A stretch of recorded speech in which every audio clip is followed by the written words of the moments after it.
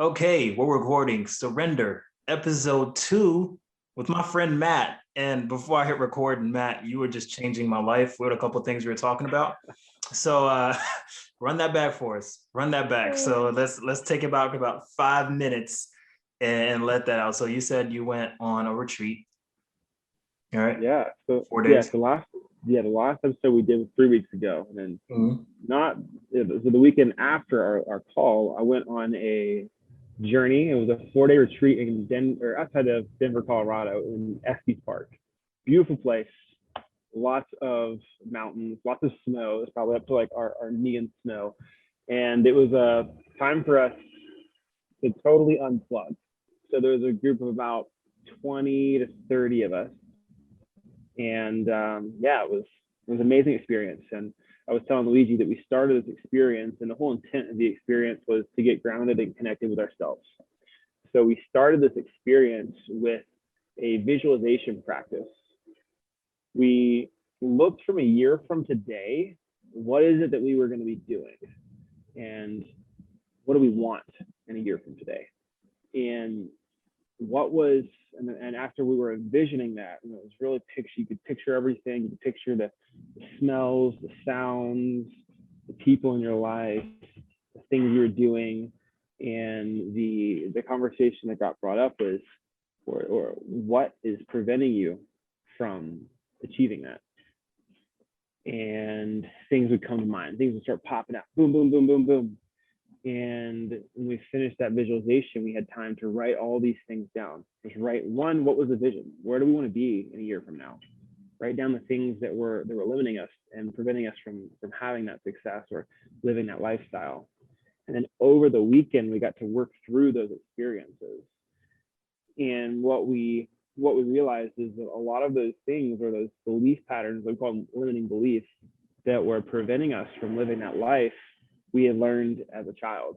We learned from our mother or father. And through the process of the 4-day retreat, we were able to dive into these stories and reprogram them into new beliefs. So what was a limiting belief became a belief. So for instance, one of mine, I dove into a few things, but one of them was the ability to be able to express myself, and like fear of judgment. It's like, oh, I really want to do this. And to be honest, what that visualization was, like, it's been 2 weeks since. I had to go look at what that was. I remember one of the things that came up to prevent me was being able to fully be me and express myself without fear of judgment. And that was the first thing I dug into. And then by the end of the weekend, I had these really strong statements, these like I am mantra statements that helped solidify. And I'm now writing every day for the next 90 days to set this new belief to allow me to live that dream in a year from now. It's great how malleable our lives can become when we allow our brains to not overstep, but face the limiting beliefs we have, right? Because we have this sort of fluid reality that's around us all the time, but we make it concrete with these fears that we're talking about in a way, right? So as you started writing down these limiting beliefs, how did you, because you said that you had a fear of being judged, right? So how did Matt sit down with Matt and not judge Matt, writing down limiting beliefs about Matt? You know, how is Yeah, dude, a lot of it came down to really like reliving that experience of where I learned that from.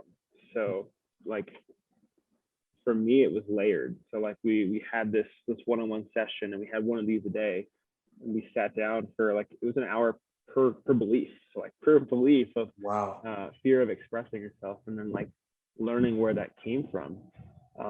So I was on just relaxing and digging into this story, and like feeling the thoughts that came up and the feelings that came up when I learned that, and like releasing that. So like that for me, that was like me ending in a big, very emotional. I was very sad. I was crying. I was frustrated. I was angry, and like got to express all of that. And then when that was over, I had this huge sense of clarity and like relief, to where I was like, it was almost like It's like if you're planting and like you're picking weeds, like you pull the weed and now it's time to plant something new. And that's where the new beliefs come in. And for me, a lot of those, like I have a list of, from the weekend, I have like a good list of like probably like 30 that that are new beliefs that help me, or they're new seeds that I'm planting. And every time I write them down from now on, I'm watering those seeds, Yeah. and in hopes that will grow and replace what was limiting, like this big thorn or big big weed in my garden. Now it's a beautiful flower of, now I can do this because I've said this so many times and I've made actions that actually support this new belief. So yeah, I guess the answer to your question is just like feeling it and truly going through that entire thing. And then after it was felt, it was like the weed was pulled, and then I got to put something new in its place.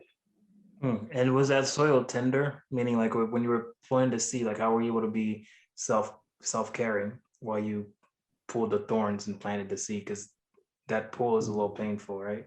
Is it? I should Yeah, also no, ask.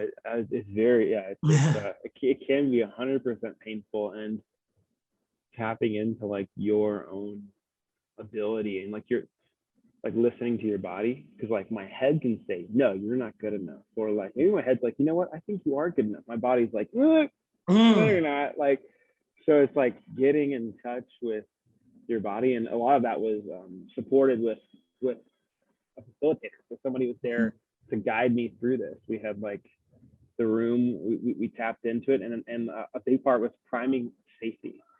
So like telling my body, hey, you're safe. Again, Like, we're safe, right? Yeah. you're safe to experience this. Like, and just surrendering to the process and believing that this process is going to help me get to this was what really kicked it off. Because yeah, if you're not priming safety and you don't feel safe, and like whether you have a facilitator or you're doing it yourself, you're not going to be able to fully surrender and like, oh, I hear that. And also, yeah, it also gets me thinking because you weren't alone in that room, right? So there were other people other than the facilitator. The value of that vulnerability of perhaps people you never met before. Did you meet them? Did you know all of them, or were there some that you didn't know? yeah, there's definitely people that I didn't know. It was a small, intimate group, so I actually only had one other person in there. Most of the groups had at least one other, so it was like typically a group of 3 plus a facilitator. Did you And know the that other person? person, I did not know. It was the Okay, first so time I had met that person, and it was, yeah. So it was interesting, and I felt ready. And also, like at the start of the retreat, we did prime safety with the entire group, and we connected with the entire group at a really intimate level. So when it was time to share, we felt really comfortable to share. That was important. It was like setting the stage. It wasn't like, all right, we're gonna go into a breakout room and be open and vulnerable. Like the first part of the retreat after that visualization, we walked around and connected with each individual, like just like we practiced literally looking into each other's eyes, like looking into their eyes and like truly like seeing each other and sharing like things that were vulnerable to us. Maybe it was like something that scared us about the other person, and we like shared that. And like one person received it, one person was open and said, hey, this frightens me about you, or this excites me about you, or I really like this about you. Or it can just be a hug, like look each other in the eye, smile, and hug each other. So it was like there was an integral part of that entire process was feeling safe and grounded and connected with each individual before going into a room like that yeah, you do open up and be really vulnerable with. well, I'm not fully sure how it would work. Would you keep in contact with that person in these occasions, or is it one of those things like, hey, you helped me change my life, vice versa? How does a friendship continue from there? With the facilitator or the person who's in Both. the room? We'll go with both. I mean, have you met the facilitator before? I've been in a few Zoom calls with that person. Okay. This was like a graduate retreat, so it was an environment in which we'd all been together in the past on a virtual setting, Uh-huh. and then this was allowed us to connect more intimately. So yeah, we don't know each other. I didn't know that the person in the room, that person was not part of the same program I was. They're going through the program I went through right now, and so I didn't know that person. The person who was a facilitator, yeah, she had led some calls before in the past, and yeah, I mean, I imagine I'll connect and keep in touch with them through like social media and future events, because it was just so powerful to be in an environment and so like held in like a container so well, that I imagine I'll be doing something like that in the future, because it was, yeah, just so powerful. So I love that. yeah, I don't know if I'll keep in touch. I don't have like plans or intentions of keeping in touch with the facilitator or the other person on a regular basis. Mhm. It'll probably be more in these settings like this where we all come together. Because I've Keep it got some organic. support. Yeah, Yeah, keep it yeah, I've got organic. some support that can help me until then. That's great, Yeah. man. Oh, I'd like to shift gears a little bit and kind of take a step into, so as you're out there, what's taking up your time in terms of what you're building and what you're wanting to work on as you're on the road. We didn't get to fully cover that last episode, and I'd like to hear more about what you're doing and building. Yeah, great question, man. So that's always, I'm always every day that's changing right now. I'm Mhm. in a state of change, and it's really Mhm. good to be surrounded and supported by a bunch of people who are doing the same thing. Mhm. So when I started this journey, the day before I left, I don't know if I shared in the last episode. The day before I left, we started an exit strategy for the company that I'm currently working with. So the current company that I work with is I've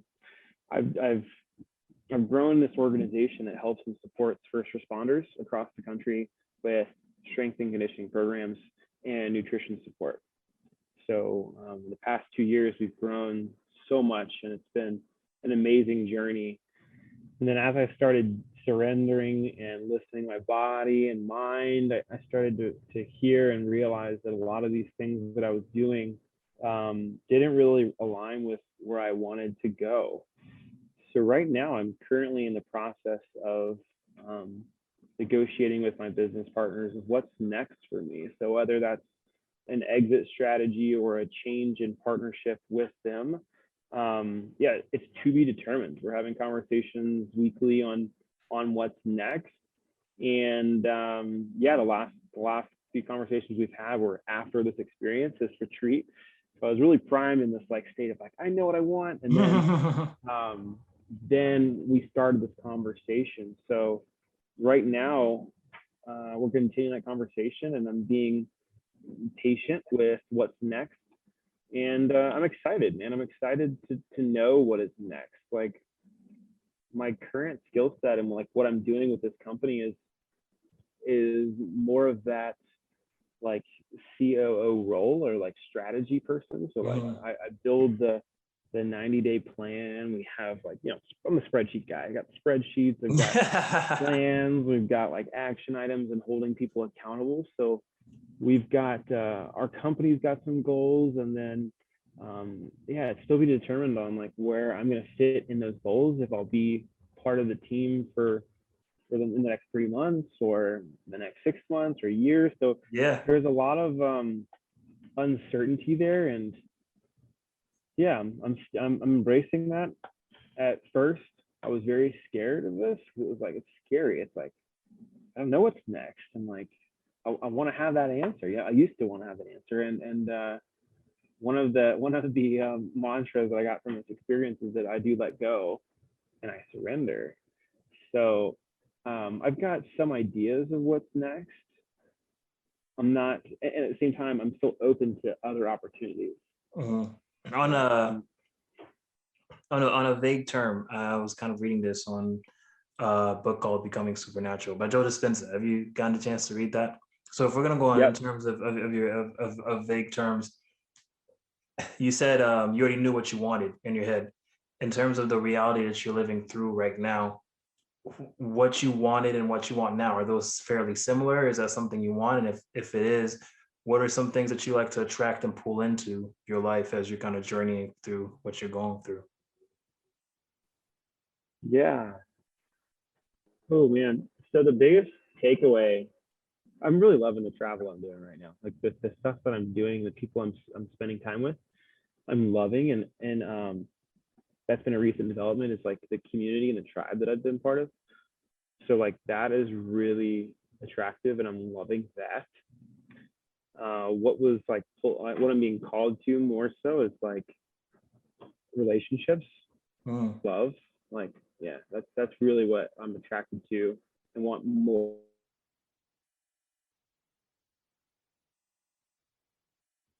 A lot of that retreat was like, this is your year to really to be around a good community and attract love, and that could be in a form of a partner, like a relationship, or it could be community, or it could be love with myself. Like Mm.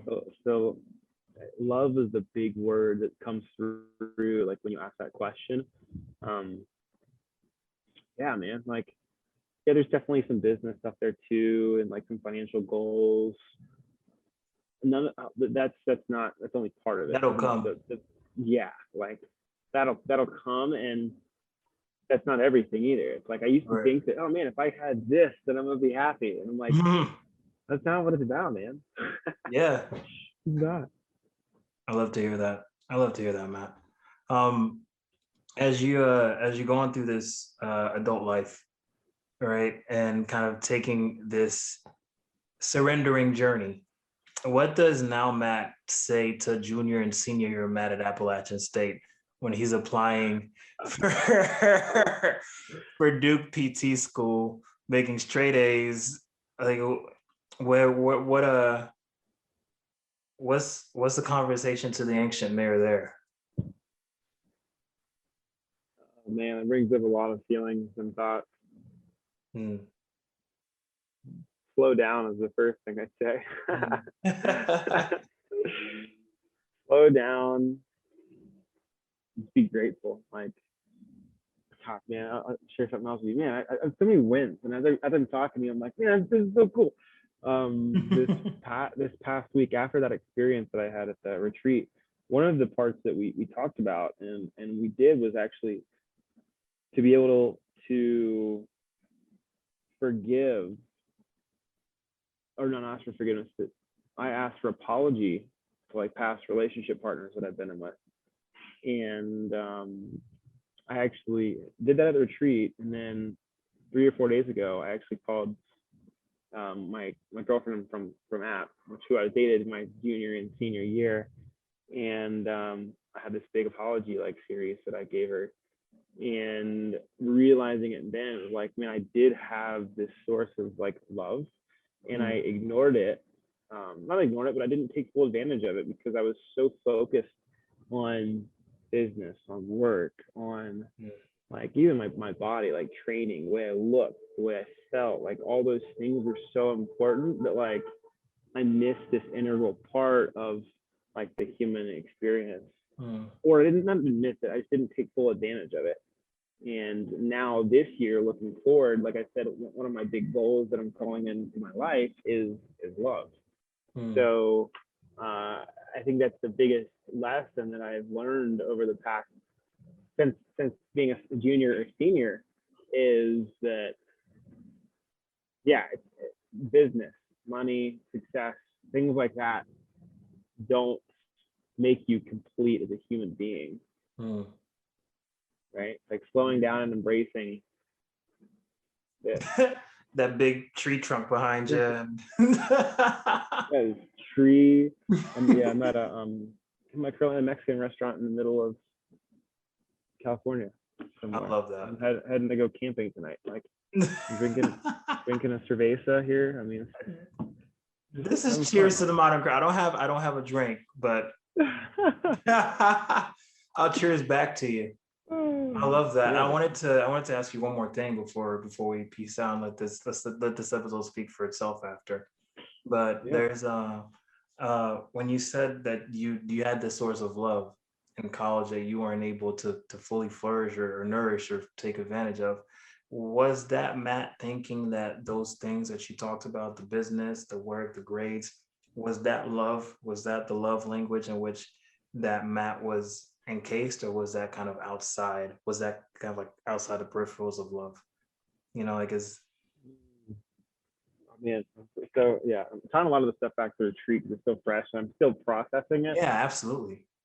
So one of the lessons and those experiences that I talked about where we sat down for an hour and like really dove into it. One of the lessons that I had learned from my dad was that, and it wasn't like something he told me, it was just something I learned from sensing it and feeling it and being around him and my mom really, was that to be loved, you must be successful. Mm. And when I said that, like in that experience, automatically I just was so emotional. I was like, Wow. that's it. Like I had this belief pattern that I had to, yeah, be successful financially, be successful career wise, and like make a name for myself to experience love. So I had them intertwined. It was like business, finances, all this is love. Is love, yeah. And now I'm realizing that they're separate. Like there is benefit in like you want to be safe, right? So like safe and secure, and like there is a play in that of like if I'm safe and secure enough financially, then I'm able to like care for another person or like have them in my life. They're not as intertwined as I had thought they were. And in college, I would always put those things before a relationship or like the experiences I had instead of focusing on those experiences. I would put them away. I'd be like, I got to do this. I have to do this. This is more important than our time together, or even like my time with myself. Like I sacrificed a lot of like self-care time for things that I thought would be good from a business or financial or like work or whatever perspective, and that wasn't really the case. Mm. Wow. Well, cheers. I'll end to that, Matt. That's a lesson in which I think we can all take more into as this year is getting crazier and crazier in 2021. There's so much uncertainty, so much worry, but the baseline is you can't work hard enough to earn love. Love isn't something that's earned through work ethic, through success, as you were talking about, is, it's innate. It isn't earned. So thank you for dropping that.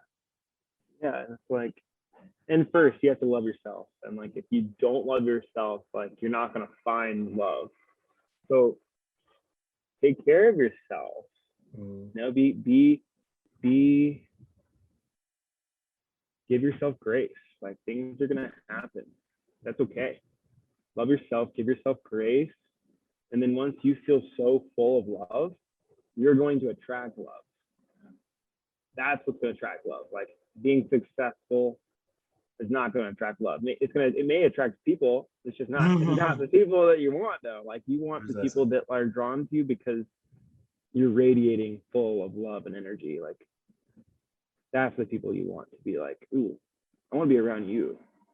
Yeah. Love that. Yeah. Any last words, man? No, man, that's so fun. I'm grateful to be here. Grateful for people who are listening, and Absolutely. yeah, this is really fun to share this experience. I'm loving this. And the many more. Hug your loved ones. Tell the people you love that you love them, and do your best. And that's it. Love that. Absolutely. All right. Listen to this episode. Get discounts on your favorite upcoming businesses, and you want merch? Yo, check out themoderncrowd.com.